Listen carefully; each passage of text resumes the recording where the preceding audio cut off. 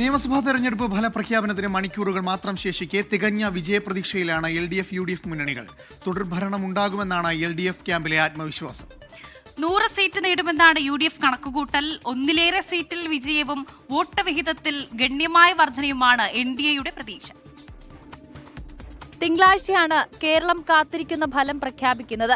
43 കേന്ദ്രങ്ങളിലായി നടക്കുന്ന 140 മണ്ഡലങ്ങളിലെ വോട്ടെണ്ണലിനുള്ള ഒരുക്കങ്ങൾ അന്തിമഘട്ടത്തിലാണ്. വോട്ടെണ്ണലിനായുള്ള സുരക്ഷാ സംവിധാനങ്ങൾ സജ്ജമെന്ന സംസ്ഥാന പോലീസ് മേധാവി Ravada Chandrasekhar.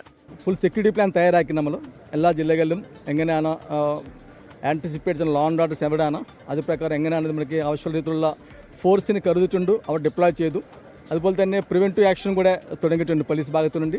And we have taken action നമ്മുടെ കൂടുതലായിട്ടുള്ള CCTV നിരീക്ഷണം അതുപോലെ തന്നെ ഡ്രോൺ നിരീക്ഷണം കൂടെ കൂട്ടിയിട്ടുണ്ട് ഇതിലേക്ക്. ഫലപ്രഖ്യാപനത്തിന് 2 ദിവസം മാത്രം ബാക്കിയുള്ളപ്പോഴും മുന്നണികൾ അവസാനവട്ട കണക്കെടുപ്പിലാണ്. എക്സിറ്റ് പോൾ ഫലങ്ങളിൽ ഒന്നൊഴികെ എല്ലാം എതിരാണെങ്കിലും തുടർഭരണം ലഭിക്കുമെന്ന ഉറച്ച പ്രതീക്ഷയിലാണ് LDF. ഇന്ന് ഓൺലൈനായി ചേർന്ന മന്ത്രിസഭാ യോഗത്തിൽ മുഖ്യമന്ത്രി മന്ത്രിമാർക്ക് വിജയാശംസകൾ നേർന്നു. എക്സിറ്റ് പോൾ ഫലങ്ങൾ കൂടി അനുകൂലമായതോടെ UDFന്റെ ആത്മവിശ്വാസം ഇരട്ടിച്ചിട്ടുണ്ട്. 100 സീറ്റ് ലഭിക്കുമെന്നാണ് UDF കണക്ക്. എക്സിറ്റ് പോളുകൾ 14 മണ്ഡലങ്ങളിൽ ശക്തമായ ത്രികോണ മത്സരം പ്രവചിച്ച പശ്ചാത്തലത്തിൽ NDAയും വിജയപ്രതീക്ഷയിലാണ്. അക്കൗണ്ട് തുറക്കുന്നതിനപ്പുറം വോട്ട് വിഹിതം കുത്തനെ ഉയർത്താനാകുമെന്നാണ് പ്രതീക്ഷ. 24 തിരുവനന്തപുരം.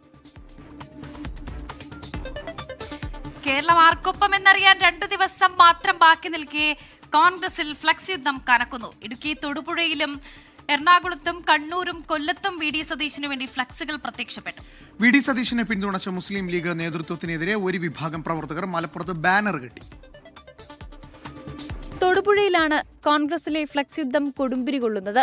VD സതീശിനെതിരെ പോസ്റ്റർ പ്രത്യക്ഷപ്പെട്ട തൊടുപുഴയിൽ ഇന്നുയർന്നത് കൂറ്റൻ ഫ്ലക്സ് ബോർഡ്. പട നയിച്ചവൻ നാടു നയിക്കുമെന്നും നിലപാടിന്റെ രാജകുമാരന് അഭിവാദ്യമെന്നുമാണ് flux.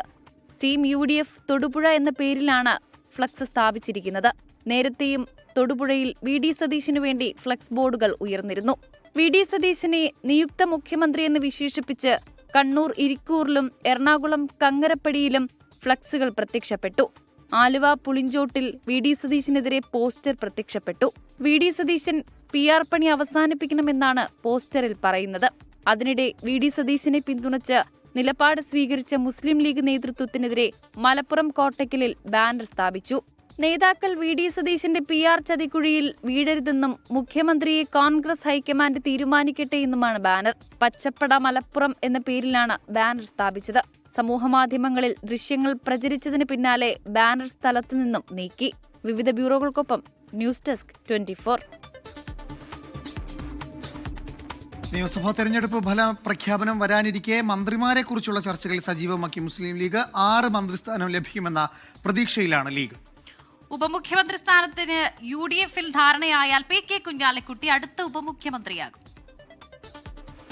PK Kunhalikutty, Abid Hussain Thangal, Parakkal Abdulla, N Shamsuddin, AK Musharaf എന്നിവരാണ് മന്ത്രിസ്ഥാനത്തിന് സാധ്യത കൽപ്പിക്കപ്പെടുന്ന ആദ്യനിര. KM Shaji, PK Basheer, TV Ibrahim, Kurukkoli Moideen, Manjalamkuzhi Ali എന്നിവരും സജീവ പരിഗണനയിലുണ്ട്. ഫാത്തിമ തഹലിയ, ജയന്തി രാജൻ എന്നീ വനിതകളിൽ ആരെങ്കിലും വിജയിച്ചാൽ മന്ത്രിസ്ഥാനം വനിതകൾക്ക് നൽകണമെന്നും ഒരു വിഭാഗം ആവശ്യപ്പെടുന്നുണ്ട്. ഉപമുഖ്യമന്ത്രി സ്ഥാനത്തിന് ലീഗ് ആവശ്യം മുന്നോട്ട് വെക്കില്ലെങ്കിലും UDFൽ ധാരണയായാൽ PK കുഞ്ഞാലിക്കുട്ടി ഉപമുഖ്യമന്ത്രിയാകും. 6 മന്ത്രിസ്ഥാനത്തിനു വേണ്ടി UDFനെ സമ്മർദ്ദത്തിലാക്കേണ്ടതില്ലെന്നാണ് ലീഗ് നേതൃത്വത്തിന്റെ തീരുമാനം. പരമാവധി 23 സീറ്റുകളിൽ വരെ ഇത്തവണ വിജയിച്ചേക്കുമെന്നാണ് ലീഗ് കണക്കുകൂട്ടൽ. നിഖിൽ പ്രമേഷ്, 24 മലപ്പുറം.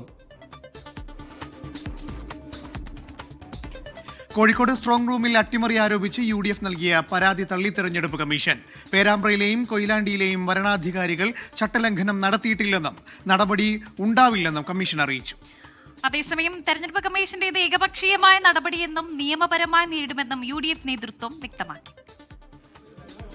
വോട്ടെണ്ണലിന് മുന്നോടിയായാണ് കോഴിക്കോട് ജില്ലയിലെ സ്ട്രോങ് റൂമുകളുമായി ബന്ധപ്പെട്ടുയർന്ന വിവാദങ്ങളിൽ ചട്ടലംഘനമില്ലെന്ന് തെരഞ്ഞെടുപ്പ് കമ്മീഷൻ കണ്ടെത്തിയത്.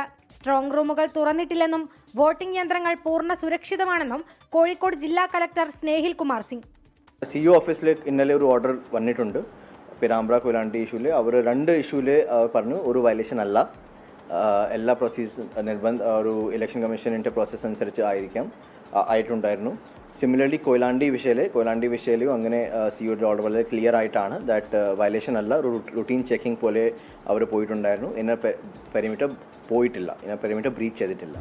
കൊയിലാണ്ടി വരണാധികാരി സ്ട്രോങ് റൂമിന് സമീപം പോയത് പതിവ് പരിശോധനയുടെ ഭാഗമാണ്. ഇത് തെറ്റായി വ്യാഖ്യാനിക്കപ്പെടുകയായിരുന്നു. പരാതിക്ക് അടിസ്ഥാനമില്ലാത്തതിനാൽ പേരാമ്പ്ര കൊയിലാണ്ടി വരണാധികാരികളെ മാറ്റാനോ നടപടി സ്വീകരിക്കാനോ ഉദ്ദേശിക്കുന്നില്ല എന്നായിരുന്നു തെരഞ്ഞെടുപ്പ് കമ്മീഷന്റെ കണ്ടെത്തൽ. അതേസമയം തെരഞ്ഞെടുപ്പ് കമ്മീഷന്റേത് ഏകപക്ഷീയമായ നടപടിയെന്നാണ് UDF ആരോപണം. ഇന്നർ പെരിമീറ്ററിനകത്ത് സംസ്ഥാന ഗവൺമെന്റിന്റെ ഉദ്യോഗസ്ഥർക്ക് പ്രവേശിക്കാമോ അല്ലയോ, അതിനുത്തരം തരണ്ടേ? അതിനൊന്നും ഉത്തരം തരാതെ ചട്ടലംഘനം നടന്നില്ല എന്നുള്ള ഒരു പ്രഖ്യാപനം വരികയും ആ പ്രഖ്യാപനം ഇലക്ഷൻ കമ്മീഷണർക്ക് വേണ്ടി ഇവിടെ വെച്ച് കളക്ടർ പ്രഖ്യാപിച്ചത് ഞാൻ പറഞ്ഞല്ലോ തികച്ചും പാർട്ടിസൺ ആറ്റിറ്റ്യൂഡിന്റെ ഭാഗമാണ്. ഒരു ഭാഗം മാത്രം കേട്ടിട്ടുള്ള നടപടി. പേരാമ്പ്ര മണ്ഡലത്തിലെ മെറ്റീരിയൽ റൂം വരണാധികാരി സംശയാസ്പദമായ രീതിയിൽ തുറന്നു എന്നായിരുന്നു UDFന്റെ ആരോപണം. കൊയിലാണ്ടി സ്ട്രോങ് റൂമിന്റെ സുരക്ഷാ മേഖലയിൽ ചട്ടവിരുദ്ധമായി എത്തിയെന്നായിരുന്നു കൊയിലാണ്ടി വരണാധികാരിക്കെതിരായ പരാതി. 24 കോഴിക്കോട്. തിരഞ്ഞെടുപ്പ് ഫലം വരും മുൻപേ വിജയാഹ്ലാദ ഗാനം പുറത്തിറക്കി മലപ്പുറം കൊണ്ടോട്ടിയിലെ UDF സ്ഥാനാർത്ഥി TP അഷ്റഫ് അലി. മണ്ഡലം കമ്മിറ്റി വിജയം ഉറപ്പിച്ചതോടെയാണ് പാട്ട് പുറത്തിറക്കിയത്.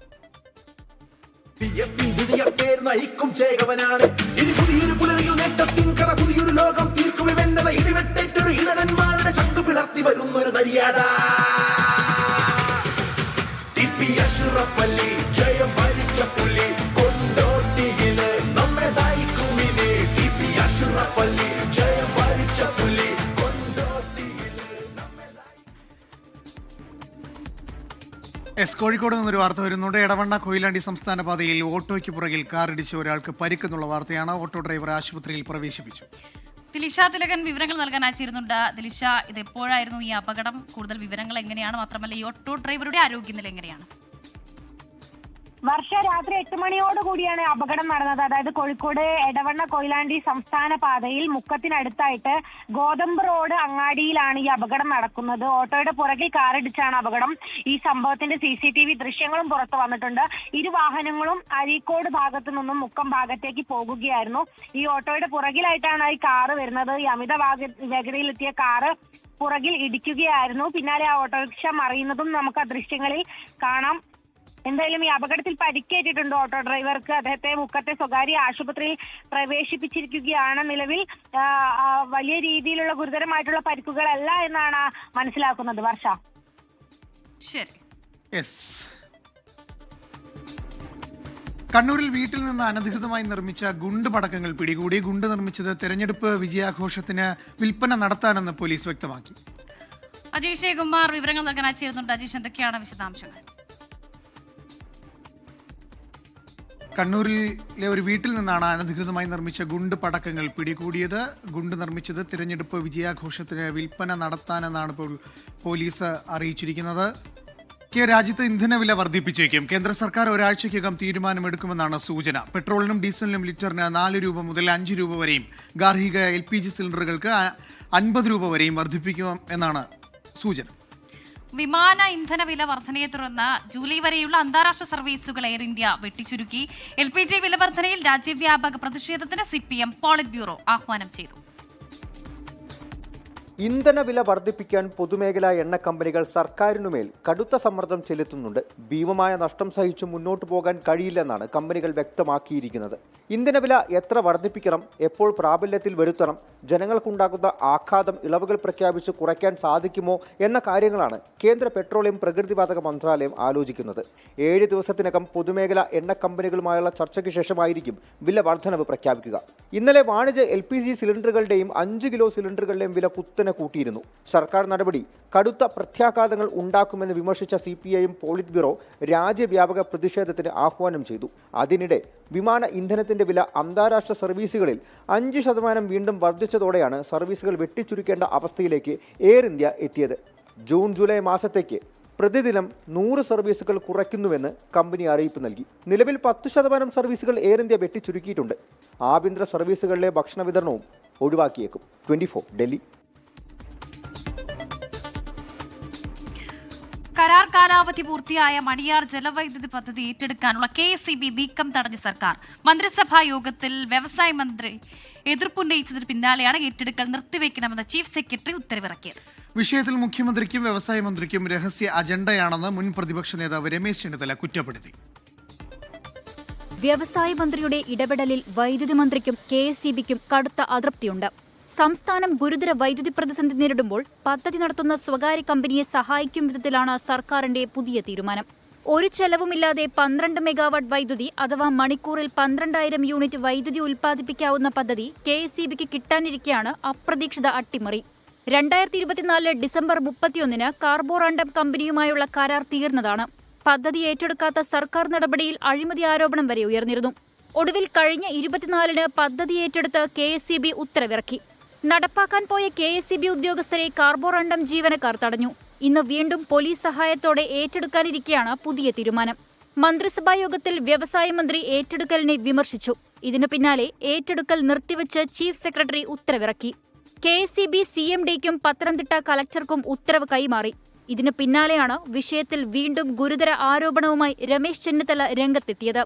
മുഖ്യമന്ത്രിക്കും വ്യവസായ മന്ത്രിക്കും ഈ വിഷയത്തിൽ രഹസ്യ അജണ്ടയുണ്ടെന്നാണ് രമേശ് ചെന്നിത്തലയുടെ വിമർശനം.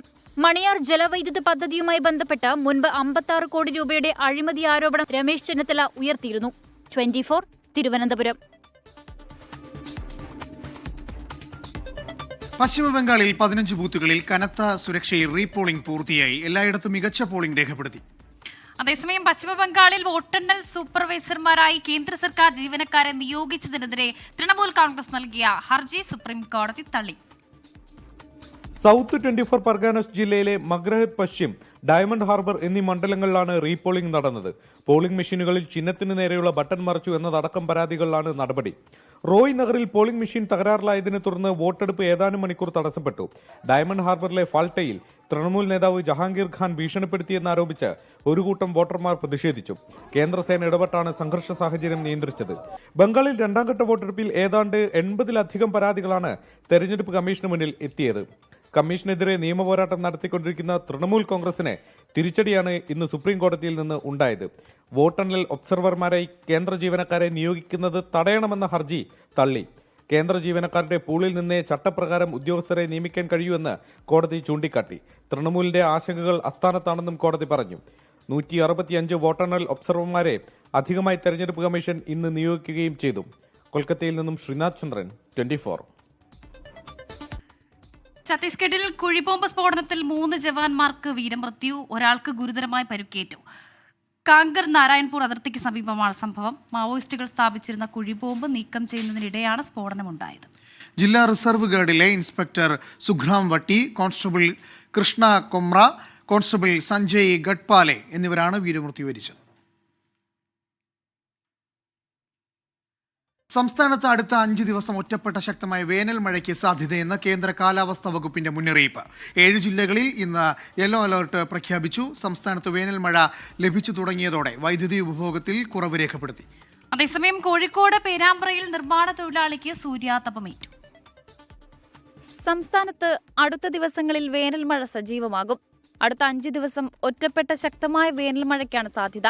ഇന്ന് 7 ജില്ലകളിലും നാളെ കൊല്ലം, പത്തനംതിട്ട, ആലപ്പുഴ, ഇടുക്കി ജില്ലകളിലും യെല്ലോ മുന്നറിയിപ്പ് നൽകി. മലയോര മേഖലകളിൽ മഴ ശക്തമായേക്കും.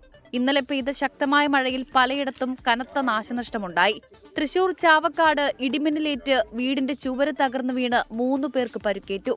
ചാവക്കാട് ഒരുമനയൂരിൽ ഇടിമിന്നലിൽ ഭക്ഷണശാല കത്തിനശിച്ചു.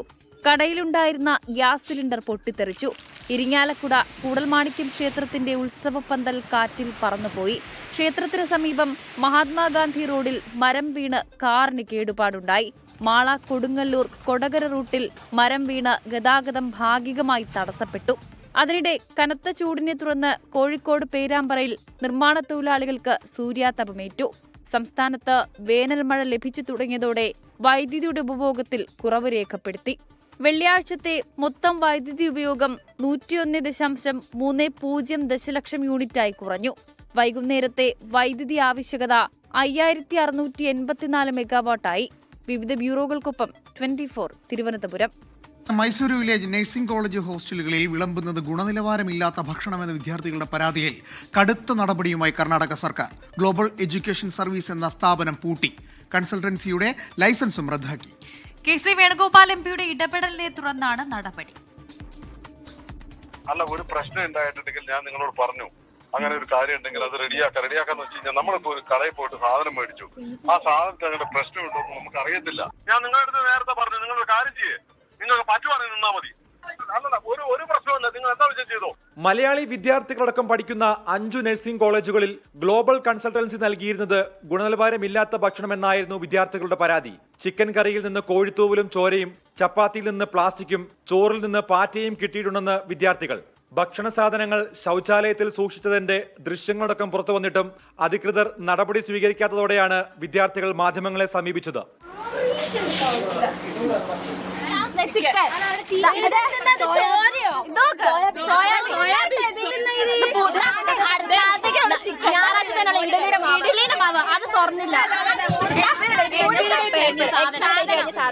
KC വേണുഗോപാൽ MPയുടെ ഇടപെടലിനെ തുടർന്നാണ് സ്ഥാപനത്തിന്റെ ലൈസൻസ് റദ്ദു ചെയ്ത് അന്വേഷണം ആരംഭിച്ചത്. 1 വർഷത്തേക്ക് 80,000 രൂപ മെസ് ഫീസ് നൽകിയാണ് വിദ്യാർത്ഥികൾ താമസിക്കുന്നത്. ഇന്റേണൽ മാർക്കിനെ ബാധിക്കുമെന്നതിനാൽ അവഗണന സഹിക്കുകയായിരുന്നുവെന്നും വിദ്യാർത്ഥികൾ പറയുന്നു. മെസ് പൂട്ടിയതോടെ പകരം സംവിധാനം ഏർപ്പെടുത്താനാകാത്ത കോളേജുകൾ പരീക്ഷ അടക്കം മാറ്റിവെച്ച് വിദ്യാർത്ഥികൾക്ക് നിർബന്ധിത അവധി നൽകിയിരിക്കുകയാണ്. 24 ബംഗളൂരു.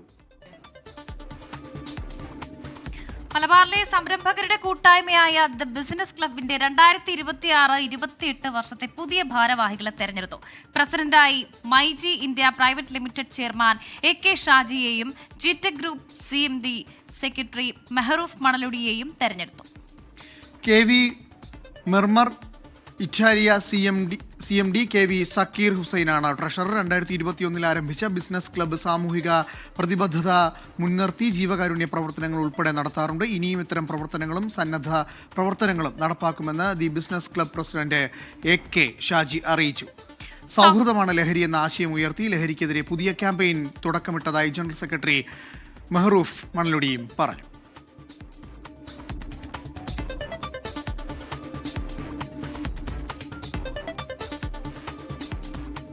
പ്രസാർ ഭാരതിയുടെ പുതിയ ചെയർമാനായി പ്രസൂൺ ജോഷിയെ കേന്ദ്ര സർക്കാർ നിയമിച്ചു. പ്രശസ്ത ഗാനരചയിതാവും എഴുത്തുകാരനുമാണ് പ്രസൂൺ ജോഷി. നിലവിലെ സെൻസർ ബോർഡ് ചെയർമാനായി സേവനം അനുഷ്ഠിക്കുകയാണ് നവനീത് കുമാർ സെഹ്ഗൽ. ഡിസംബറിൽ രാജിവെച്ചതിന് പിന്നാലെ വന്ന ഒഴിവിലേക്കാണ് നിയമനം.